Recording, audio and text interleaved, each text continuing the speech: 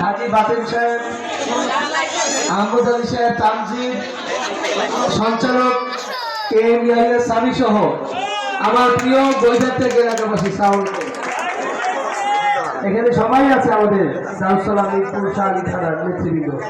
কিন্তু সবচেয়ে বড় কথা, বৈদ্যার্থবাসীর সাথে অনেকদিন পর সরাসরি এই কথা বলার সুযোগ, মত বিনিময়ের সুযোগ পেয়ে আমি আপনাদের সবাইকে কৃতজ্ঞতা প্রকাশ করছি।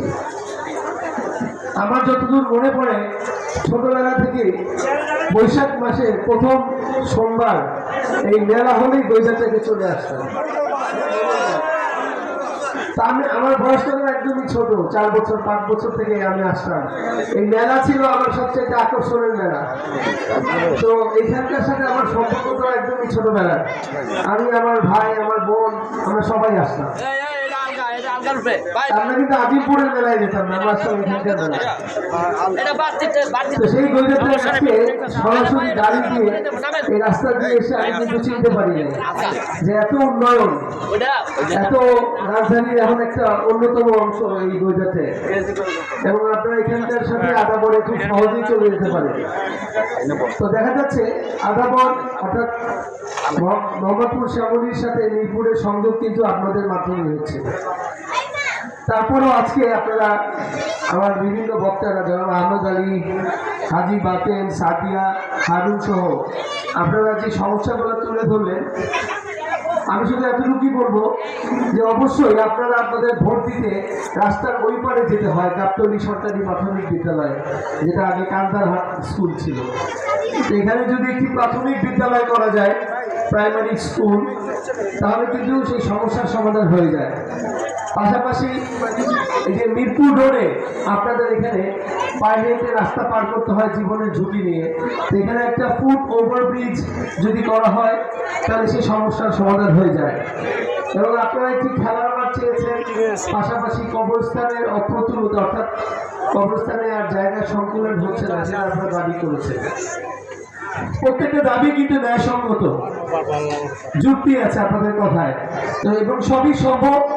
আমি আগামী নির্বাচনের আগে চেষ্টা করব ওভারব্রিজের ব্যাপারে ঢাকা সিটি কর্পোরেশনের প্রশাসকের সাথে কথা বলতে, আপনাদের দাবি অনুযায়ী। তবে আপনারা জানেন যে দীর্ঘ 17 বছর আওয়ামী সরকার এই গণঅভ্যুত্থানের মাধ্যমে 2024 সালে যে কিশোর কিশোরীরা তরুণদের প্রাণ বিসর্জনের মাধ্যমে আমাদের বিএনপির 439 জন শহীদ হয়েছে। তো তার মাধ্যমে গণঅভ্যুত্থানের পর দেশে একটি গণতান্ত্রিক পরিবেশ আসছে। আগামীতে একটি সুষ্ঠু পরিবেশে আপনারা আবারও আগের মতো আপনাদের ভোট দিতে পারবেন। সেই ভোটের আয়োজন হচ্ছে সংসদ নির্বাচনের মাধ্যমে। তাই আগামীতে আপনাদের ভোটে একটি নির্বাচিত যে সরকার আসবে, সেই সরকার বা সেই গভর্নমেন্টই পারবে আপনাদের সকল দাবি স্থায়ী সমাধান করতে। প্রাইমারি স্কুল অবস্থান বা সরকারি যে জায়গা এখানে আছে, সেটার জন্য স্থায়ীভাবে বরাদ্দ নেওয়া। আমি আপনাদের কথা দিচ্ছি, আগামীতে আপনারা ধানের শীষকে জয়যুক্ত করবেন এই আসন থেকে, তাহলেই বিএনপি সরকার গঠন করবে এবং আপনাদের সামনে দাবি আমরা পূরণ করব।